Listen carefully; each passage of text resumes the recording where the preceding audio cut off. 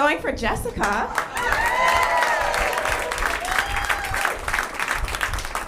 I was walking over here, and I guess I had a stern look on my face because this guy looked at me and said, "Don't hurt nobody now."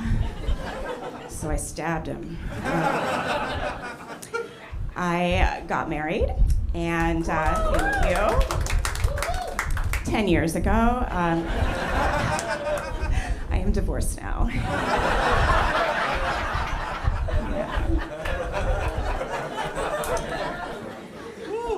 I got divorced right after Biden was inaugurated.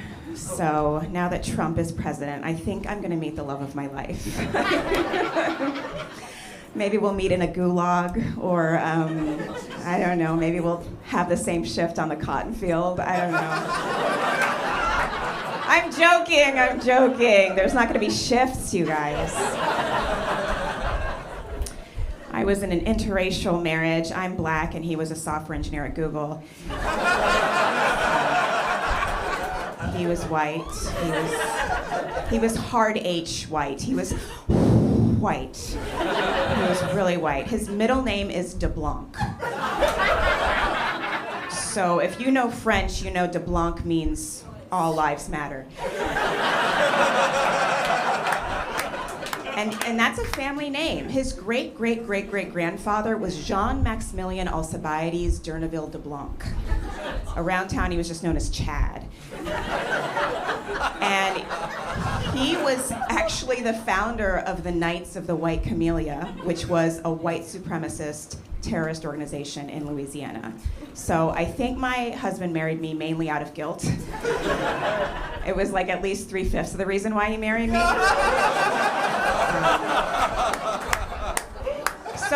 So when we got married, I quit my job because reparations, you know. And every morning he'd go to work and I'd sleep all day and I'd be like, "Who's the slave now, bitch?" Yeah, it felt really good.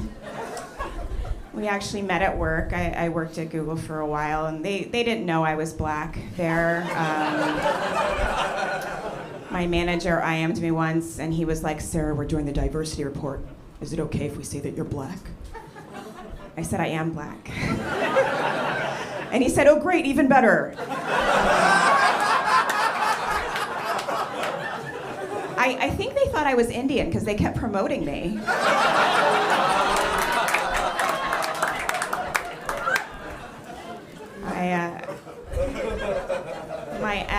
My ex, he kept asking me out, and I kept saying no. I wasn't scared of dating a coworker. I was scared of dating a third coworker. I was an office slut, you could say, but if I was a man, they would call me a high performer. So that's what I think, yeah. And I think it's good when you meet a guy at work. If you meet a guy at work, you know he has a job. And if he doesn't text you back, you know where he works. You know which bathroom stall he's in. So he kept asking me out, and finally he said he had tickets to see Louis C.K., who was my favorite comedian at the time, so I couldn't say no to that. You can't say no to Louis C.K., that's his whole brand. That's a sexual harassment joke wrapped inside another sexual harassment joke. It's pretty deep. I'm Jamaican, and people don't believe me when I say I'm Jamaican. They're like, "Do you like Bob Marley? Do you smoke weed?" And I'm like, "Are you trying to figure out if I'm Jamaican or a white dude named Craig?" And I actually have a lot in common with white dudes named Craig, and I don't like it. I went on a date with one, and he was like, "I used to work in tech." And I'm like, "Yeah, me too." He's like, "I'm doing comedy now." Me too. "I had a Jamaican nanny growing up." And I'm like, "Yeah, me too. It was my mom." But I have a lot of like colonizer energy is what people say about me. I think it's my parents' fault for naming me Sarah. Like, I think when they named me Sarah, the ghost of a basic bitch named Sarah moved into my body and gentrified my personality. Because when I was little, my mom would cook jerk chicken, and I'd be like, "Mom, this jerk chicken is like really spicy." And she'd be like, Sarah, it's jerk chicken, it's supposed to be spicy. And I'd be like, yeah, but Mom, my mouth is on fire right now. It is literally on fire. And she'd get so mad. She'd be like, Sarah, you know that children around the world, all they get for dinner is bread and water. And I'd be like, bread and water actually sounds really good right now, Mom. Yeah, if I could get a scone and a chai tea latte, that would be amazing. That would be amazing. Yeah. I didn't know I was black for a long time. This is my coming out story. I moved here when I was 3, and I found out I was black when I was 8 years old. I was walking home from the bus stop with my best friend Stacy, who was Jewish. She still is. And these white high school kids drove by and yelled out the N-word at us. And I turned to Stacy and I was like, how could they call you that? And she was like, they weren't talking to me. Who are they talking to? It was like that Spider-Man meme with the 2 Spider-Mans pointing at each other. And I went home to my parents and I was like, Mama, Papa, I think I'm black. And they were like, no, man, we're Jamaican. And I was like, I think you're black too. I think we're all black. You know, I learned a lot about my mom throughout the divorce. I learned that my mom speaks to me almost exclusively in quotes from the home goods decor around her house. Like, I was down there in Florida and I was crying and crying and crying because I just found out I wasn't going to get child support. We don't have kids, but I wanted child support. I wanted inner child support. And my mom was like, Sarah, don't sweat the small stuff. And guess what? It's all small stuff. And I was like, Mom, that's the sign above the couch. Did you just read that to me? My mom is Kaiser Soze. She's just reading home goods decor around the house to give me advice. I called her this morning and I said, Mom, I don't know if I'm ever gonna get married again. And she said, Sarah, you need to dance like no one is watching. And I said, Mom, are you in the guest bathroom right now? She was. So, I love my mom though, love her. I don't like saying I'm divorced because I feel like a used car salesman. I just don't think it's sexy, you know? I feel like I'm like saying like, can I interest you in a 77 Cooper? Let me tell you about our certified pre-owned pussy. Still got that new pussy smell. It's hardly been used, actually. The last driver was asleep at the wheel. She takes regular lube, nothing fancy. She does have a gray hair growing between her headlamps, but we will take care of that before you take her on a test drive, so take her off the lot. I work for myself, so I am a she-EO. I am a vaginapreneur. I'm a fempreneur. And I had an assistant. Well, I had an assistant. I couldn't afford to pay her, though. But I believe in manifestation. Do you all know about manifestation? Do you know how it works?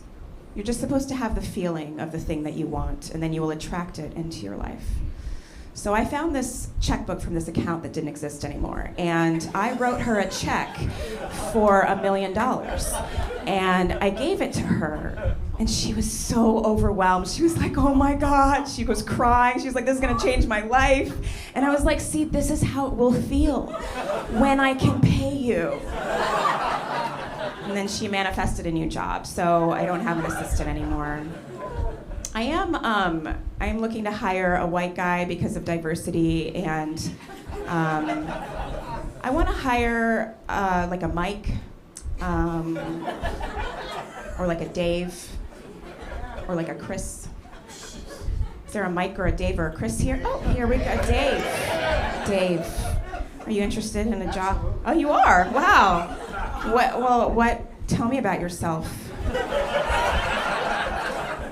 Welcome to your job interview. Dave, what do you do? I work for you. Hell yeah. That's how you interview. That's how you get a job. That's how you get a job. I can't afford to pay you, but okay. It's just an experience, right? Of course. That's on my business card. It's just for the experience. I'm trying to date, but it's not going well. It's not going well. I got ghosted earlier this year, and I'm still confused by it. I went on a date with this guy, Australian guy, and we had this lovely kiss, and after I got home, I sent him a text that said, "You have the sexiest lips." Dave, how would you respond to that text message? Because this is part of your interview. Sexy as yours. Not as sexy as yours. Not as sexy as yours. Not as sexy as yours. I've been doing this joke for months. That's the best answer. That's the best answer. Go, Dave. What? Go, Dave. Are you from Jersey? Okay, great. You're fired. No, Do you know how he responded, Dave? He just hearted it. And then I never heard from him again. But I'm pretty sure he was in the country illegally, so I sent ICE. That's what I'm gonna do. That's what I do. That's how I roll. I didn't have sex with him. He just went down on me, but I still had my pants on, so I don't know if it counts, you know. He was like Cookie Monster. He was moving his mouth but not eating anything. Yeah. So I don't know. I don't know if that counts. Yeah, I haven't had sex in a while, Dave. I just haven't. It hasn't happened. It hasn't happened for me.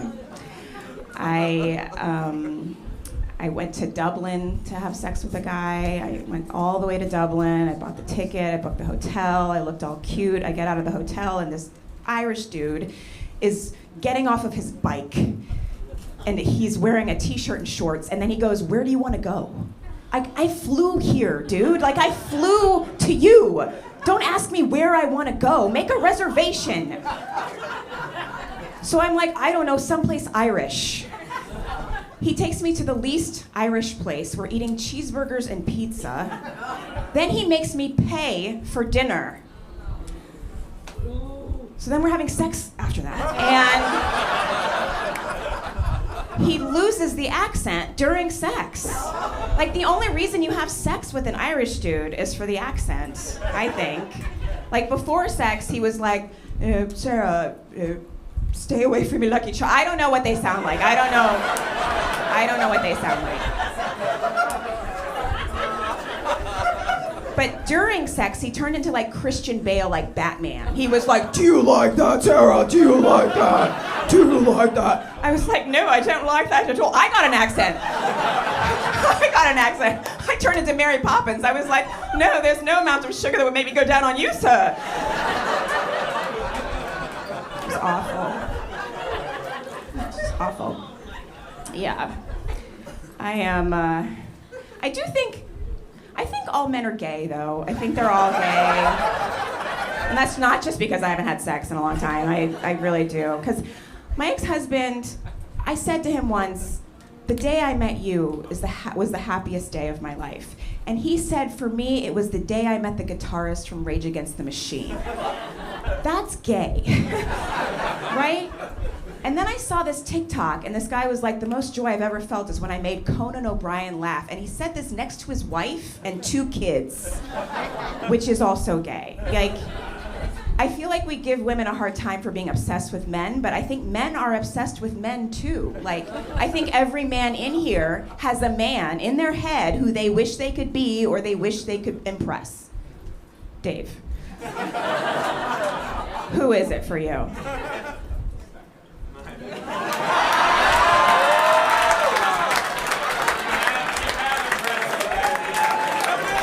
Wow. Do you all know each other at all? Wow. That's amazing. It's very gay, but it's also very amazing. It's very amazing.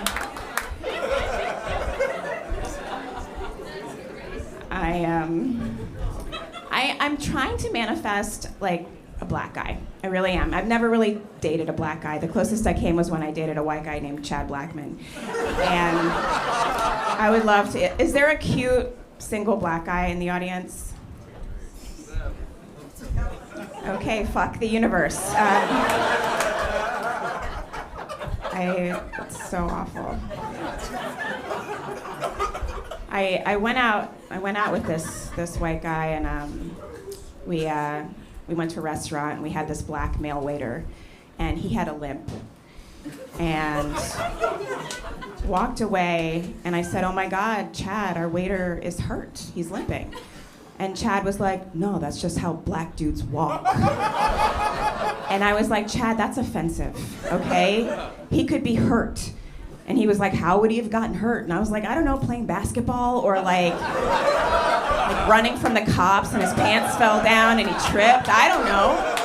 But we need to confront these stereotypes, Chad." So I said, "You know what, I'm gonna ask him. And so he came back and I was like, "Sir, are you hurt?" And he was like, "No, this is just how I walk." And then he and Chad had a moment, and I couldn't see him anymore. I just couldn't do it. I do think that I'm jealous of men. I'm jealous of men because I wish I knew what it felt like to accidentally have an orgasm. I just wish I knew what it felt like to try not to have an orgasm and then have an orgasm. I would just love that feeling.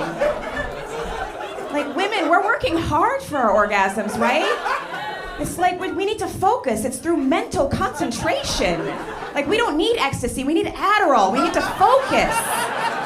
It's like we're trying to solve a math problem. It's like we're trying to divide 12,270 by 22, and every time you say something or breathe on us funny, we have to start all over again. It's like I just carried the 2, and now I don't even know where I am. And men are just trying not to add 1 + 1. They're just trying not.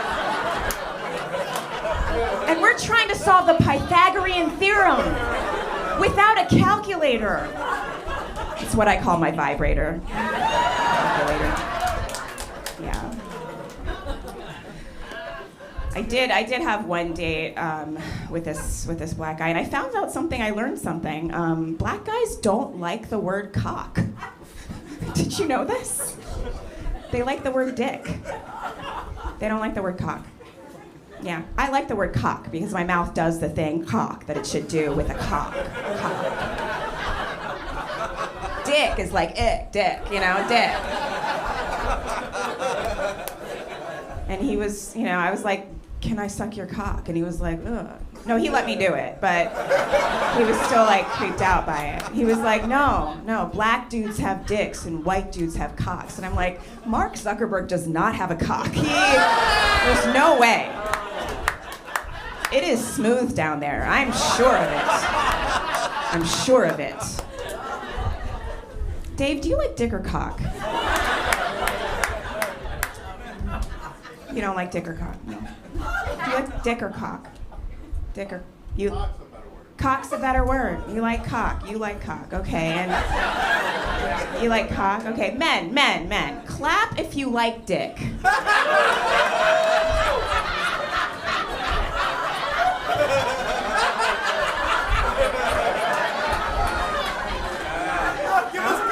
Okay, clap if you like cock.